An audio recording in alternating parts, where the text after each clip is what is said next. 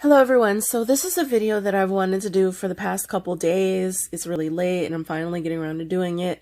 Actually, it's a topic I wanted to cover for quite some time. And as you can tell by reading the title, the subject of this video is family.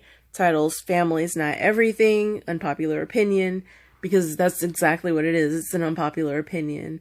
We live in this strange society, or I should say there's a strange dynamic in our society, such that people are very individual focused and YOLO and do your own thing. Don't let anybody tell you anything. But at the same time, there's also a pressure to quote unquote reconcile with toxic family members. There's a reluctance to acknowledge abuse. There's a reluctance to acknowledge that maybe just because you're a blood relative of someone, that person may still not want what's best for you. And in those cases, it is within your best interest to keep a safe, healthy distance. And the problem with that is many times when people are trying to overcome the cycle of abuse or just like avoid an unhealthy dynamic with a person who is toxic, like we know that toxic people exist in the world and they belong to families. So I don't know why the disconnect comes in when someone, if someone acknowledges that their family member is toxic and they're better off without interacting with them, that people they don't listen to the person's needs. They try to criticize. They try to force the person to quote unquote reconcile and be in that person's presence and to pretend like nothing's wrong when they may very well have been physically hurt and abused, emotionally hurt and abused, and that person does not owe it to anyone to sweep the abuse under the rug or to act like it's okay. So, anyway, I interrupted like a thought, but, yeah, I can't pick that thought back up. It's late. My speech is slurred. So I'm gonna keep going. Maybe I'll come back to that if I don't cover it. But you simply can't make those demands on people. And, just because, okay, this is gonna sound like I'm speaking directly to a person, but I'll try to keep it kind of like theoretical. Theoretically, a person who comes from a good family should not assume that everybody else comes from a good family and that if there's a conflict, then it's the problem of the person who acknowledges the conflict. That's not how that works at all. Like, at all. And in fact, it's quite toxic and quite dangerous to try to force people to remain in these situations when they know their story, they know the abuse they've suffered, they know that this person isn't going to change, and quite frankly, it's not anyone's responsibility to sacrifice their safety and sit around waiting for someone to change.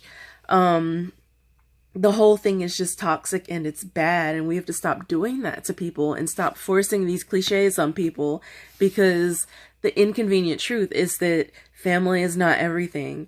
And you know what? Even if you come from a good family, it is wise to find your identity outside of your family, not cut your family off, I'm not saying to distance yourself from your family, but like, things change. Like, what if someone, heaven forbid, passes away? Or what if you get a job and have to move away from your family? Like, you have to find your own voice and your own ability to stand on your own in the event that, the family you've known isn't there, because it happens all the time.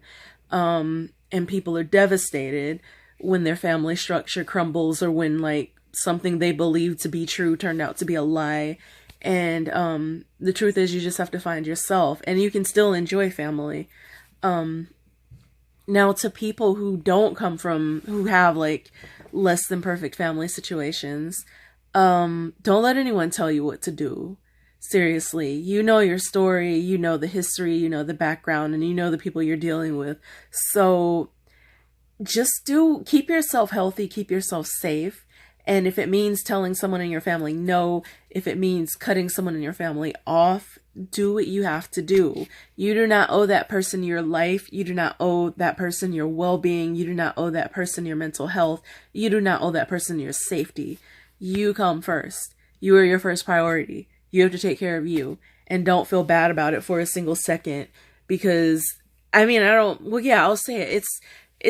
I'll say it this way. I was going to say it's normal, but it's not uncommon that people have family members, parents, siblings, aunts, uncles, you name it, people that just do not wish them well, and people who have these pathologies, whether it's like a mental health issue, whether they just have bad morals. These people exist, and they exist within the family structure, so you are not alone.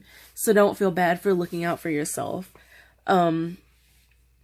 Yeah, so I mean, that's that. Like, I don't come from like a perfect family, and what prompted this, I guess, is that like a couple of friends have like come forward in the past couple of days about just like being depressed because of situations with parents, and feeling obligated to people who do not wish them well at all.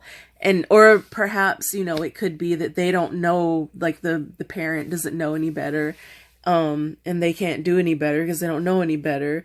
Even in that situation, it's perfectly okay to distance yourself from that person and to not blame them, to not hold anger, but you're just looking out for you and doing what's healthy and what's safe for you. Because like you're all you have, like, at the very basic level. And you're worth protecting, and someone needs to hear that. You are worth protecting, and you are worth saving, and you are worth looking out for.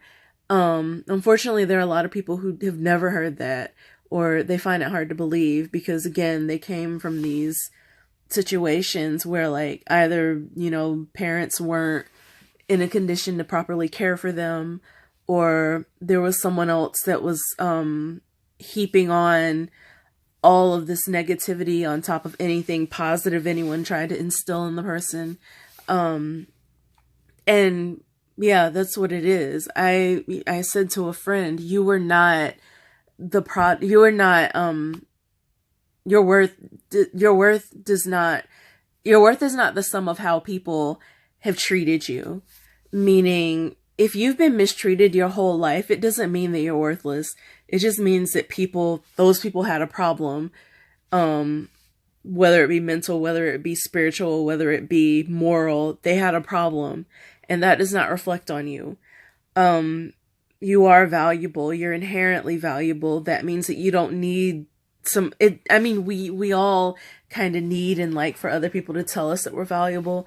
But even if you're not getting that, tell yourself you're valuable, because you are. You don't need someone to tell you you're valuable to give yourself worth.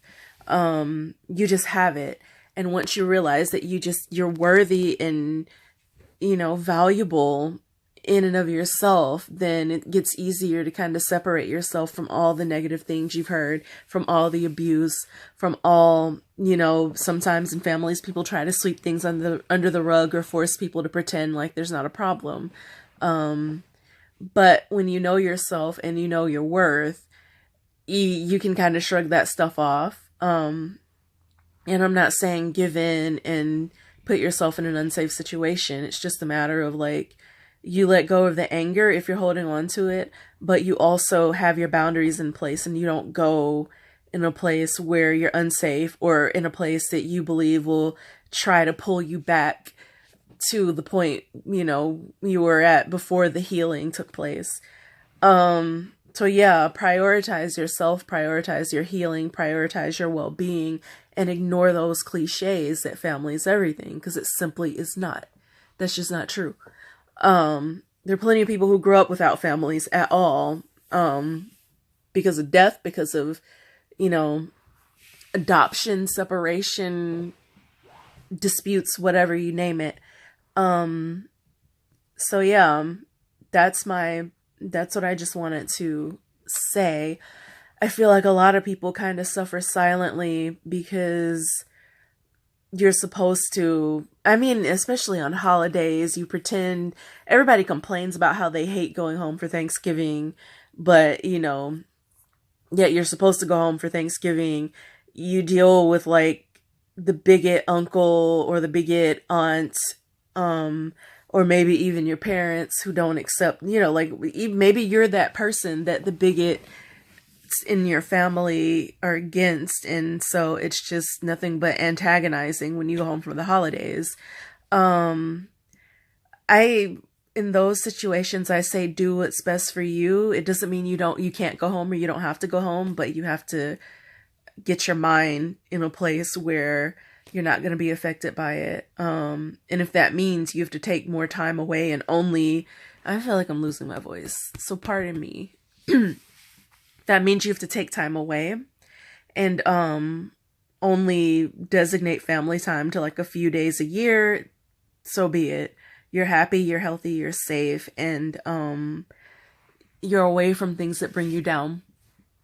So that's all I wanted to say. Just that if you are struggling with family, if you don't have a quote unquote good family, um, you know, don't let it bring you down. You are all you need. You can make good friends, have a relationship with God. Family really isn't everything. If it were, we'd all have perfect families, and we don't. So, yeah, just know that you're not alone and that you're okay and that it will be okay. And, maybe the issue isn't something that you have to find the solution to, but what you do have to do is look out for yourself. So, with that, I will see you in the next video.